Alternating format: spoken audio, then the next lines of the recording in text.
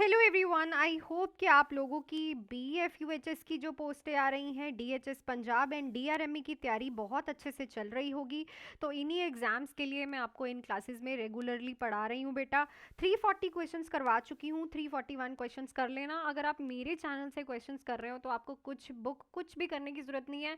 इसी चैनल पर आपको 10,000 से ऊपर MCQs मिल जाएंगे। बस रेगुलरली 4-4 5-5 क्लासेस करो और आपकी बहुत MCQs की प्रैक्टिस हो जाएगी। ठीक है। सो लास्ट टाइम मैंने आप लोगों से एक क्वेश्चन पूछा था, हीमोडायलिसिस के दौरान पेशेंट को रेस्टलेसनेस, हेडेक एंड हाइपरटेंशन हो रहा है। So this is a dialysis disequilibrium syndrome, जो कि इलेक्ट्रोलाइट की बहुत ज़्यादा मूवमेंट हो रही होती है डायलिसिस में, फ्लूइड अंदर बाहर हो रहा होता है, जिसकी वजह से हमें ये देखने को मिलता है। इसे हम बोलते हैं डायलिसिस डिसइक्विलिब्रियम सिंड्रोम। ठीक है, चलो आज का न्यू क्वेश्चन हम करते हैं। A newborn has a high pitched shrill cry, jitteriness and poor feeding. Newborn है, हाई पिच्ड क्राई है और जिट्रीनेस है, उसे पुअर फीडिंग भी है। Which maternal history is most likely, कौन सी हिस्ट्री होगी? Gestational diabetes, cocaine use, pre eclampsia, hypothyroidism. So it's a cocaine जो है मदर का इनटेक होगा ड्यूरिंग प्रेगनेंसी, जिसकी वजह से बच्चा जो है श्रिल क्राई करता है। और shrill cry, high pitched shrill cry जो है वो हॉलमार्क साइन होता है of drug abused mother fetus. Hallmark sign लिख लेना इसे। ठीक है, सो ये पढ़ते ही आपको कोकेन पे, ड्रग पे टिक लगाना होता था। नेक्स्ट है, a burn patient show brownish black urine, what is the priority intervention? तो ब्राउनिश ब्लैक कलर का यूरिन आ रहा है, बर्न का पेशेंट है, प्रायोरिटी इंटरवेंशन क्या है? इसका मतलब है kidneys are not working properly. Kidneys not working properly, तो क्या करोगे? ओरल फ्लूइड दोगे, insert yellow catheter, start mannitol infusion, monitor vital signs. तो यहाँ पे आप मॉनिटल इन्फ्यूजन दोगे। Mannitol is a osmotic diuretic, जो कि किडनी फेलियर को बचाएगा। ठीक है ना, which prevents the kidney failure. So right option यहाँ पे क्या रहेगा? Option number C. नेक्स्ट पे चलते हैं। Patient with cirrhosis has hand flapping tremors with arms are extended. This finding indicate, तो cirrhosis वाला पेशेंट है, फ्लैपिंग हैंड ट्रैमर्स, एस्ट्रेक्सिस हो रहा है जब वो अपने हाथों को एक्सटेंड करता है। ये फाइंडिंग क्या इंडिकेट करती है? हाइपरकैलेसीमिया, हिपैटिक इंसेफ्लोपैथी, हाइपोग्लाइसीमिया या फिर hypokalaemia. So it's a hepatic encephalopathy. जब अमोनिया इंक्रीज हो जाता है और अमोनिया ब्रेन में चले जाता है, ठीक है, तो इसका एक कॉमन साइन जो हमें देखने को मिलता है, हॉलमार्क साइन, इज अट्रैक्सिस, जिसको आप बोलते हो फ्लैपिंग हैंड ट्रेमर्स। ठीक है, सो जो भी लिवर सिरोसिस वाले पेशेंट्स होते हैं उनसे हम ये करवाते भी हैं, उनके हैंड्स को एक्सटेंड करवाएंगे और देखेंगे कि हैंड्स में ट्रेमर्स आ रहे हैं कि नहीं। नेक्स्ट है, patient with acute pericarditis report pain relief when leaning forward.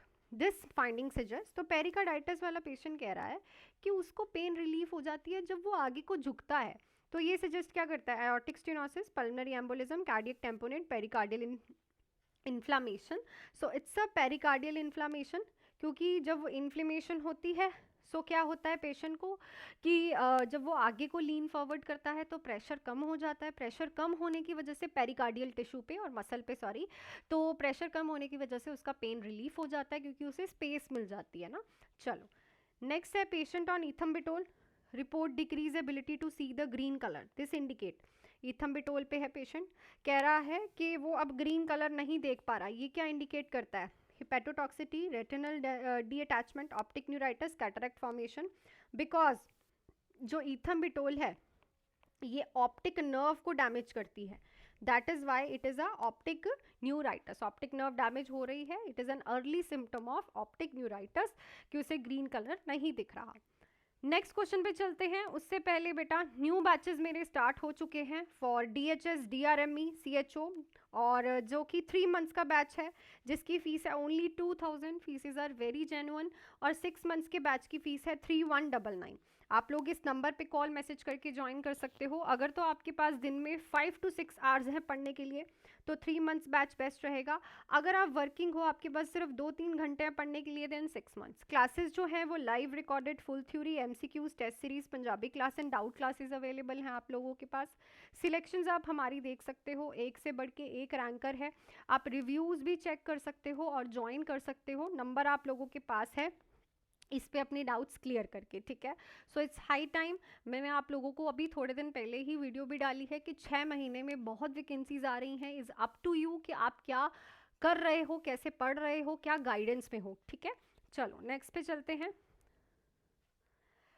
A trauma patient has unequal pupil after a sudden drop in consciousness. The nurse must suspect. तो trauma का patient है, unequal pupil है, sudden drop हुआ है consciousness में, nurse क्या suspect करेगी?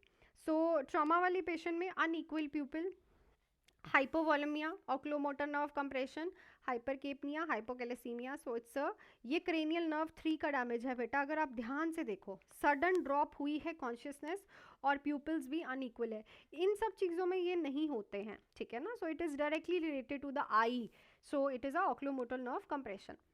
Next, a patient with Addison disease suddenly develops severe vomiting and hypotension confusion after skipping medication. The nurse suspect. तो मेडिसिन स्किप करने के बाद एडिसन डिसीज वाले पेशेंट को सीवियर वॉमिटिंग आ रही है, हाइपोटेंशन है, कंफ्यूजन है, क्या होगा? थायराइड स्टॉर्म आ गई, myxoedema coma, Addison crisis, hypoglycaemic shock. So it's a Addison crisis. By Addison disease वाले को कॉर्टिजोल रोज लेना पड़ता है विदाउट स्किपिंग। जिस दिन वो कॉर्टिजोल छोड़ेगा और ज़्यादा कॉर्टिजोल कम हो जाएगा और ये सारे सिम्टम्स उसे आएंगे।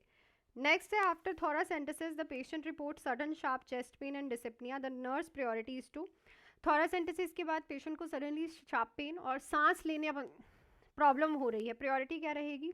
Encourage deep breathing, apply warm compression, assess for tracheal deviation, increase IV fluid. तो यहाँ पे आप ट्रेकियल डेविएशन के लिए चेक करोगे, because tracheal deviation is a most common complication of the thoracentesis. साथ में pneumothorax is also a very common complication of thoracentesis, ठीक है। तो इन दोनों के लिए आपको चेक करना है। नेक्स्ट है, patient on peritoneal dialysis has clydy, influent and abdominal pain. What is the most likely cause? तो पेशेंट है पेरिटोनियल डायलिसिस वाला, क्लाउडी इफ्लुएंट आ रहा है, एब्डोमिनल पेन है, मोस्ट लाइकली कॉज क्या रहेगा? Hypovolaemia, peritonitis, hypoglycaemia, fluid overload. So it's a peritonitis which is inflammation of the peritoneal cavity. क्योंकि पेरिटोनियल कैविटी यहाँ पे सेमी परमिएबल मेम्ब्रेन और डायलाइजर का काम करती है, तो वो डायरेक्टली कॉन्टैक्ट में आती है और उसको इन्फेक्शन होने का खतरा सबसे ज़्यादा होता है।